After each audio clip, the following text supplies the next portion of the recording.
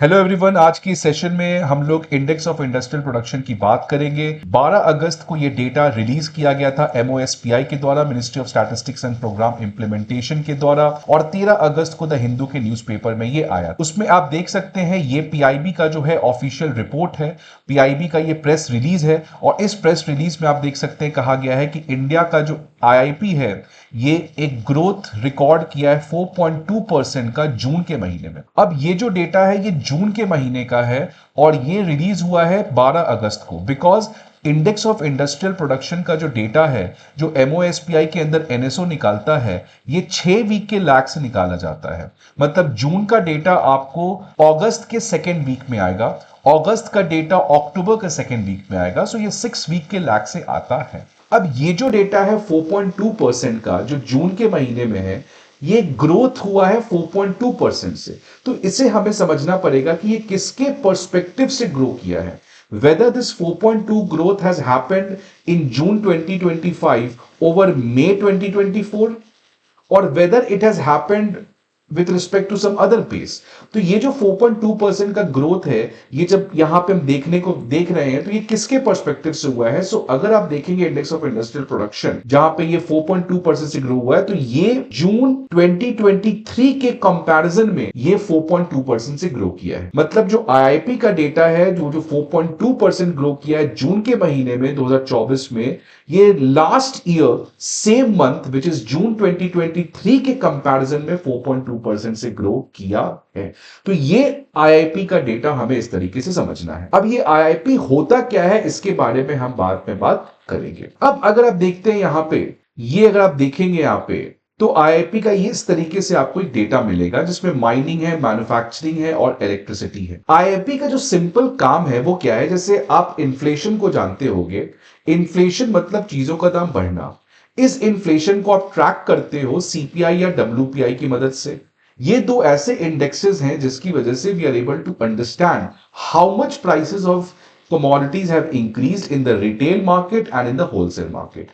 वैसे ही अगर आपको देखना है कि इंडियन इकोनॉमी में इंडस्ट्रियल सेक्टर कैसे काम कर रहे हैं, आपको पता है देश में या किसी भी इकोनॉमी में 3 सेक्टर्स होते हैं, agriculture sector, industrial sector and services sector. Services sector का इंडेक्स अलग होता है, एग्रीकल्चर का अलग होता है। आईआईपी जो है वो इंडस्ट्रियल सेक्टर को ट्रैक करने के लिए यूजफुल होता है कि how are the Indian industries are performing, whether they are expanding और वेदर दे आर कॉन्ट्रैक्टिंग। इसके लिए हम क्या करते हैं कि इंडस्ट्री के 3 प्रमुख सेक्टर्स में इसको बांट देते हैं।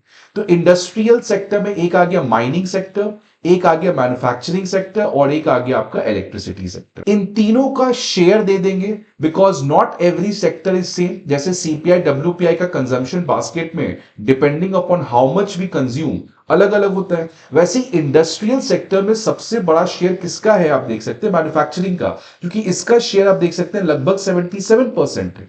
इसके बाद आता है माइनिंग सेक्टर, इसका है 15% के लगभग, और इलेक्ट्रिसिटी सेक्टर का है 8%। इस हिसाब से हम इंडस्ट्रियल सेक्टर को 3 सेक्टर में बांट देते हैं। ये पहला क्लासिफिकेशन है आईआईपी के अंदर।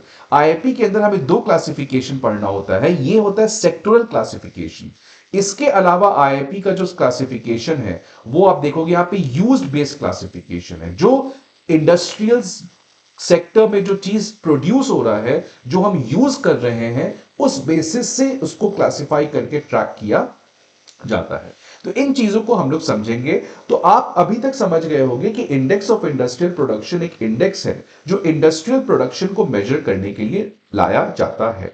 एनएसओ इस डेटा को रिलीज करता है, हर एक मंथ का डेटा आता है, लेकिन जिस मंथ का डेटा है उसका डेटा पब्लिश कब किया जाता है, 6 वीक के बाद। ये समय क्यों लगता है इतना ज्यादा, बिकॉज बहुत सारे सोर्सेज होते हैं डेटा के, उन सबको लेना और कंपाइल करना that takes a bit of time. अब अगर बात करेंगे कि इस आईआईपी के डेटा को हम समझे कैसे। अब इस आईआईपी के डेटा में पहला, क्योंकि हमने बात किया आईआईपी को 2 तरीके से बात करते हैं, एक होता है सेक्टोरल और एक होता है हमारा आपका यूज बेस्ड। अब दूसरा देख सकते हैं स्टेटमेंट 1 में बेस ईयर के बारे में बात किया गया है। बेस ईयर आपको पता होगा, आप जितने भी इकोनॉमी टर्म पढ़ते हो, चाहे जीडीपी पढ़ लो, चाहे इन्फ्लेशन पढ़ लो, चाहे आईआईपी पढ़ लो, anything base year. Base year का मतलब होता है कि आप किस बेस को फिक्स कर रहे हो। फॉर एग्जाम्पल आपने कहा कि मैं industrial index of industrial production को मेजर करने के लिए, इस इंडेक्स को निकालने के लिए इंडस्ट्री को इन 3 सेक्टर्स में बांट देता हूं कि माइनिंग का शेयर 15% है, मैन्युफैक्चरिंग का शेयर 77%, इलेक्ट्रिसिटी का शेयर 8% है। यह डिपेंड करेगा किस इंडस्ट्रियल सेक्टर कौन कितना इंपॉर्टेंट है। अगर मान लो आज की बात करें तो हो सकता है माइनिंग की शेयर तो और बढ़ गई होगी। तो ये जो वेटेज है 15%, 77%, 8%, ये किस ईयर का रिप्रेजेंट कर रहा है? ये रिप्रेजेंट करता है बेस ईयर का, कि 2011-12 में जो इंडस्ट्रियल सेक्टर को आप एनालाइज करते तो उस समय मैन्युफैक्चरिंग का शेयर इंडस्ट्रियल सेक्टर में 77% था, माइनिंग का शेयर 15% था और इलेक्ट्रिसिटी का शेयर 8% था। ये तीनों ब्रॉड सेक्टर्स हैं। अगले टेबल में आप देखो, इसको भी ब्रेक डाउन किया गया है कि मैन्युफैक्चरिंग ऑफ फूड प्रोडक्ट्स का शेयर कितना होगा, इतना, मैन्युफैक्चरिंग ऑफ बेवरेजेस का 1.03। तो ये तो 3 ब्रॉड सेक्टर्स हैं, इनका जो सब सेक्टर्स है उनका भी वेट फिक्स्ड है, 5%, 1%, 0.7%, 3.2%। सबसे ज्यादा शेयर आप देख लो manufacturing of base metal 12%, manufacturing of refinery industries 12%। तो ये किस ईयर के हिसाब से हमने फिक्स किया है? ये हमने फिक्स किया है 2011-12 के बेस ईयर के हिसाब से। अब जैसे एग्जांपल के थ्रू मान लो मैंने कहा मैन्युफैक्चरिंग ऑफ पेन। अब 2011-12 में 100 पेन मैन्युफैक्चर किए जा रहे थे इंडिया में। अब हम कंपेयर करना है 2024 का डेटा जून में। अब मान लो अगर 2011-12 में जो मैन्युफैक्चर किया जा रहा था पेन वो 100 था, अब हम पेन प्रोड्यूस कर रहे हैं 200। तो इसका मतलब क्या, इंडस्ट्री ऑफ पेन का जो इंडस्ट्री है वो एक्सपैंड किया कि कॉन्ट्रैक्ट किया? वो एक्सपैंड किया है, because now we are producing 2 times more than what we used to produce in 2011-12, which means our industrial sector is performing good. 2023 में जून में कितना हो रहा था? 150।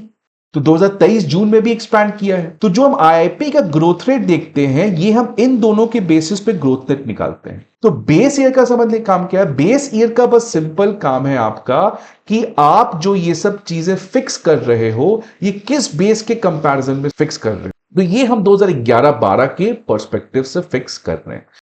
आगे बढ़ने के पहले एक इंपॉर्टेंट इंफॉर्मेशन, अनअकैडमी के ऑफलाइन बैचेस इंग्लिश मीडियम में करोल बाग ब्रांच पे स्टार्ट होने जा रहे हैं।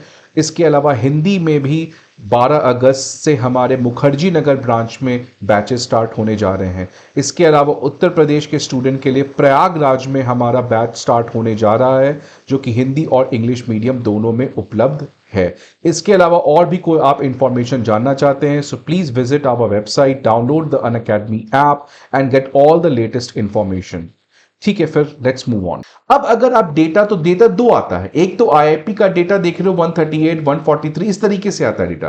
जैसे जून महीने का देखो डेटा जिसका आया है, उसमें माइनिंग में देखेंगे अगर 2023-24 पे कितना था, 122.3, और 2024-25 में जो इस साल का डेटा, इस फाइनेंशियल ईयर का 134.9 है। तो ये डेटा क्या बता रहा है? मतलब माइनिंग सेक्टर में अगर हम 2011-12 की बात करें, इसको बेस ईयर है तो इसको हम 100 मान लेते हैं। अब 2023-24 में कितना हो गया है? 122.3। मतलब जून 2023-24 में माइनिंग सेक्टर एक्सपैंड किया है, because it is more than 100 तो बेस था। जून 2024-25 में ये और बढ़ के 134.9 हो गया है। तो मतलब आईआईपी जो है माइनिंग सेक्टर में बढ़ा है। अब जब आईआईपी ग्रोथ रेट की बात कर रहे हैं तो हम इन दोनों के पर्सपेक्टिव से बात कर रहे हैं, लेकिन ये जो इंडिविजुअल डेटा समझ में आ रहा है। अगर ये डेटा मान लो 122.3 ना होके मान लो 95 होता, इसका क्या मतलब होता कि जून 2023-24 में माइनिंग सेक्टर का कितना आया? 95, और बेस ईयर में कितना था? 100, बिकॉज बेस ईयर को हम फिक्स कर लेते हैं 100 से। आप देखो यहां पे बेस ईयर को हमने फिक्स कर दिया 100 से। इसका मतलब एक्सपेंशन नहीं हुआ है, रादर कॉन्ट्रैक्शन हुआ है। मतलब जो इंडस्ट्री ऑफ माइनिंग है, it is not expanding, rather it is contracting. तो अगर वैल्यू 100 से ज्यादा आता है किसी महीने में, इसका मतलब कि 2011-12 बेस ईयर के मुकाबले वो इंडस्ट्रियल सेक्टर एक्सपैंड हुआ। अगर जो हमारा वैल्यू है वो 100 से ज्यादा कम आता है, इसका मतलब कि बेस ईयर के मुकाबले उस महीने में उस साल हमारी इंडस्ट्रियल सेक्टर कॉन्ट्रैक्ट हुई है। बट जनरली कॉन्ट्रैक्शन बहुत ही रेयर है, पैंडेमिक के समय ऐसा हुआ था, बट जनरली आप देख रहे हो 100 से वो ज्यादा ही होता है। ठीक है, तो ये आपको समझना है, तो यहां पे कुछ प्रीलिम्स पॉइंट ऑफ व्यू से आपको समझना जरूरी पड़ जाता है। What is index of industrial production, what are the different industries, उसका वेटेज कितना है, what does the value of greater than 100 denote, less than 100 denote. ठीक है, what is IIP growth rate, तो ये कंपैरिजन किससे के बेसिस पे कर रहे हैं, तो आज इस महीने के कंपैरिजन हम लास्ट ईयर के सेम मंथ से कंपेयर करते हैं। अब इसमें जो इंडिविजुअल डेटा है आप देखोगे कि the growth rate, the IIP growth rate for the month of June 2024 over the corresponding period of the previous year, मतलब जून 2023 इज 4.2%। ठीक है, अब अगर हम बात करें माइनिंग में कितना ग्रोथ हुआ है, तो माइनिंग में देखो ग्रोथ हुआ है 10.3%, मैन्युफैक्चरिंग में 2.6% और इलेक्ट्रिसिटी में 8.6%। मतलब सबसे ज्यादा ग्रोथ रेट कहां पे देखने को मिला है, माइनिंग से। मैन्युफैक्चरिंग सेक्टर लास्ट ईयर के जून महीने के मुकाबले केवल 2.5% से बढ़ा है, और यही समस्या इंडियन इकोनॉमी फेस कर रहा है। Manufacturing sector is not able to revive, और जब तक मैन्युफैक्चरिंग सेक्टर ठीक नहीं होगा, India can never ever solve its unemployment crisis. तो ये सब चीजें आपको ट्रेंड जो है, जब आप इस तरीके के इंपॉर्टेंट डेटा को समझते हो, तो you have to keep in mind which sector is expanding. तो मैन्युफैक्चरिंग सेक्टर का एक्सपैंड होना बहुत ज्यादा जरूरी है, जो कि हमें देखने को नहीं मिल रहा है। तो ये पहला तरीका है इंडेक्स ऑफ इंडस्ट्रियल प्रोडक्शन, जिसको हम कहते हैं सेक्टोरल बेसिस से हम एनालाइज करते हैं। ये हो गया आपका पहला। इसमें जो ये इंडिविजुअल वेटेजेस हैं, ये आपको याद नहीं करना है। ये वेटेज आपको दिमाग में रखना है कि मैन्युफैक्चरिंग का 77% के लगभग होता है, माइनिंग का 15% के लगभग होता है, और इलेक्ट्रिसिटी का 8% के लगभग होता है। दूसरे तरीके से इंडस्ट्री को हम एनालाइज करते हैं। ये पहला तरीका है जिसमें हम इंडस्ट्री को 3 सेक्टर्स में बांटते हैं। दूसरा एनालिसिस आईआईपी का सेक्टरल नहीं होता है, रादर यूज बेस्ड होता है, कि वो इंडस्ट्री का जो सामान प्रोड्यूस हो रहा है उसका यूज क्या है। इस पे देखो primary goods, capital goods, intermediate goods, infrastructure construction goods, consumer durables और कंज्यूमर नॉन ड्यूरेबल्स। ड्यूरेबल्स का मतलब जो सामान खरीदते हो उसकी आपकी जो यूसेज है वो 3 साल से अधिक होती है। नॉन ड्यूरेबल्स का मतलब आप चिप्स का पैकेट खरीदे वो आप तुरंत खा लोगे, बट आप रेफ्रिजरेटर खरीदे वो 3 साल से ज्यादा चलेगा, तो वो ड्यूरेबल्स हो गया। तो ये दूसरा तरीका है आईपी को समझने का। यहां पे हम इंडस्ट्री को 3 सेक्टर्स में नहीं बांट रहे हैं, बल्कि हम इस तरीके से इंडस्ट्री को समझ रहे हैं कि कोई इंडस्ट्री, फॉर एग्जांपल एक प्राइमरी गुड का इंडस्ट्री होगा जो रॉ मटेरियल्स प्रोड्यूस करता हो, एक कैपिटल गुड का इंडस्ट्री होगा, एक इंटरमीडिएट गुड्स का होगा। इंटरमीडिएट गुड्स मतलब वो अभी फाइनल कंजम्पशन नहीं हुआ है, मतलब मान लो रोल्ड स्टील, अभी रोल्ड स्टील है, उसको फिर हम मान लो घर में यूज करेंगे, हाउसिंग कंस्ट्रक्शन में, तो वो फाइनल गुड हो जाएगा। Infrastructure construction good, cement, steel, ये सब आ गया। ड्यूरेबल्स में एसी, फ्रिज। यहां पे हमारे पास नॉन ड्यूरेबल्स का मतलब जितने भी हम लोग चिप्स, चॉकलेट्स, ये सब आ गया आपके पास। तो ये इस तरीके से देखते हैं कि कौन सा इंडस्ट्री क्या परफॉर्म कर रहा है। क्या प्राइमरी गुड्स का इंडस्ट्री बेटर परफॉर्म कर रहा है, क्या कैपिटल गुड्स का इंडस्ट्री बेटर परफॉर्म कर रहा है, क्या कंस्ट्रक्शन गुड्स का इंडस्ट्री बेटर परफॉर्म कर रहा है। इस तरीके से दूसरे पर्सपेक्टिव से हम इंडस्ट्री को समझना चाहते हैं। पहला आईआईपी हम समझ रहे हैं on the basis of 3 broad industries. दूसरे तरीके से हम इंडिया के इंडस्ट्रीज को समझ रहे हैं on the basis of the usage which goods that industry is producing. तो अगर प्राइमरी गुड्स की बात करें तो इसका शेयर जो है 34% है, कैपिटल गुड्स का 8% है, बिकॉज इंडिया में कैपिटल गुड्स ज्यादा नहीं बनते हैं। कैपिटल गुड्स मतलब मशीन्स हो गए and other things. Intermediate goods 18, infrastructure 13, 12 and इस तरीके से। तो ये डेटा आपको याद रखने की जरूरत नहीं है, बट आपको याद रखना है कि आईआईपी को 2 तरीके से समझा जाता है। सेम डेटा है, 146.7 था देखो जून महीने में प्राइमरी गुड्स में, और इस साल जून महीने में 156 आया है। बेस ईयर सेम होता है अगेन इसका 2011-12 का 100, मतलब एक्सपेंशन देखने को मिला है, और फिर आप ग्रोथ रेट निकाल सकते हो। सो इस तरीके से आईआईपी को हम लोग 2 तरीके से आपका समझते हैं। These are not required from that our PIB report. तो ये इंडेक्स ऑफ इंडस्ट्रियल प्रोडक्शन के बारे में आपको जानना जरूरी था। इससे मिलता जुलता एक टर्म है इंडेक्स ऑफ कोर इंडस्ट्रीज। ये हो गया आईआईपी। एक इससे छोटा, इसका सबसेट, इसका small brother type of thing है, वो है इंडेक्स ऑफ कोर इंडस्ट्रीज। नाम में ही देख रहे हो आप, इंडेक्स ऑफ कोर इंडस्ट्रीज का मतलब कि वो भी जो इंडेक्स है वो भी इंडस्ट्रियल सेक्टर को ट्रैक करने के लिए बनाया गया है, वो भी इंडस्ट्रियल सेक्टर को ट्रैक करने के लिए बनाया गया है। बट एक बात बताओ, क्या सारे इंडिया में इंडस्ट्रीज बड़े इंडस्ट्रीज हैं?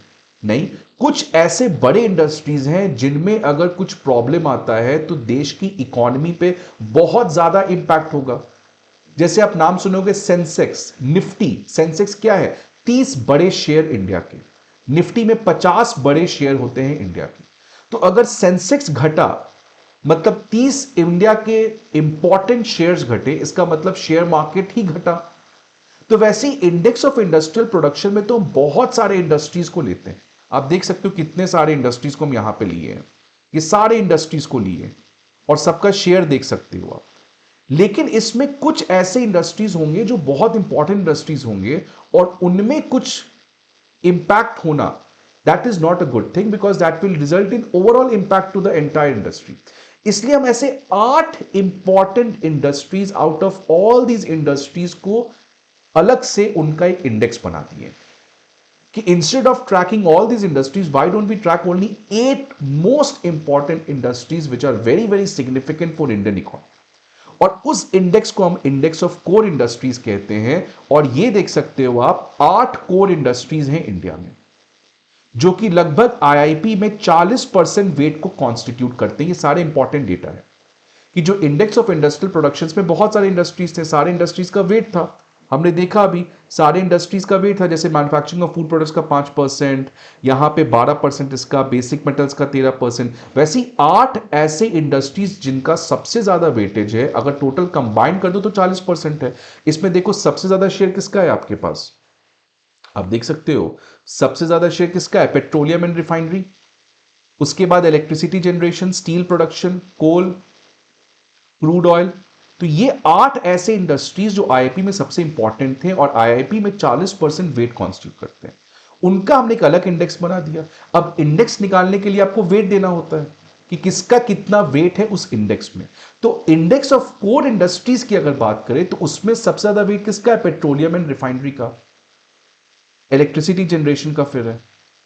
इस तरीके से 8 कोर इंडस्ट्रीज का, याद रखना ये टोटल 40 नहीं होगा बिकॉज इन 8 इंडस्ट्रीज का वेट आईआईपी में 40% है। ये दूसरे इंडेक्स की बात कर रहे हैं, यहां पे तो टोटल 100 होगा। इन 100 में से 28% वेटेज इसका है, 20% वेटेज इसका है, 18% वेटेज इसका है। तो ये पहला डिफरेंस है आपका। सेकेंड डिफरेंस क्या है कि आईआईपी का डेटा एनएसओ निकालती है, इसका data office of economic adviser निकालता है। और ऑफिस ऑफ इकोनॉमिक एडवाइजर किसके अंदर काम करता है, DPIT, department for promotion of industry internal trade. तो अलग अलग है, वो एनएसओ निकालता है एमओएसपीआई के अंदर, ये डीपीआईटी निकालता है जिसके अंदर ऑफिस ऑफ इकोनॉमिक एडवाइजर है। बेस ये सब कुछ सेम है, लेकिन आईआईपी का डेटा अलग टाइम पे आता है, इंडेक्स ऑफ कोर इंडस्ट्रीज का डेटा अलग टाइम पे आता है। तो ये जो पीआईबी का रिपोर्ट है इसमें केवल आईआईपी के बारे में बात किया गया, इंडेक्स ऑफ कोर इंडस्ट्रीज के बारे में बात नहीं किया गया। हो सकता है आने वाले टाइम में इंडेक्स ऑफ कोर इंडस्ट्रीज के बारे का भी डेटा आपको मिल जाए। तो ये दोनों इंपॉर्टेंट चीजें हैं। इसका यूज क्या है आपके एग्जाम पॉइंट ऑफ व्यू से, पहला प्रीलिम्स के लिए कुछ फैक्चुअल इंफॉर्मेशन जो हैं वो आपको जानने चाहिए। सेकंड, आपको इसमें क्या जानना चाहिए कि मेंस के लिए ये एनालिसिस कि कैसा मैन्युफैक्चरिंग सेक्टर काम कर रहा है, कैसा माइनिंग सेक्टर काम कर रहा है। तो इस तरीके से आपको मेंस पॉइंट ऑफ व्यू से और प्रीलिम्स पॉइंट ऑफ व्यू से, दोनों पॉइंट ऑफ व्यू से आपको इसको समझना है। बाकी every day the Hindu paper का न्यूज एनालिसिस 9 to 10 AM हमारे अनअकैडमी आईएएस चैंपियंस प्लेटफॉर्म पे आता है, आप उसको रेफर कर सकते हैं। अगर आपको इसी तरीके के एनालिसिस सारे टॉपिक्स के ऊपर चाहिए तो आप उस टाइम स्लॉट को बुक कर सकते हैं और वहां पर आके फ्री में अपने करंट अफेयर्स और जनरल अवेयरनेस को बढ़ा सकते हैं। आई होप आपको यह सेशन अच्छा लगा होगा। Feel free to comment, like the video and subscribe to the channel. Thank you and see you again. Unacademy. Let's crack it.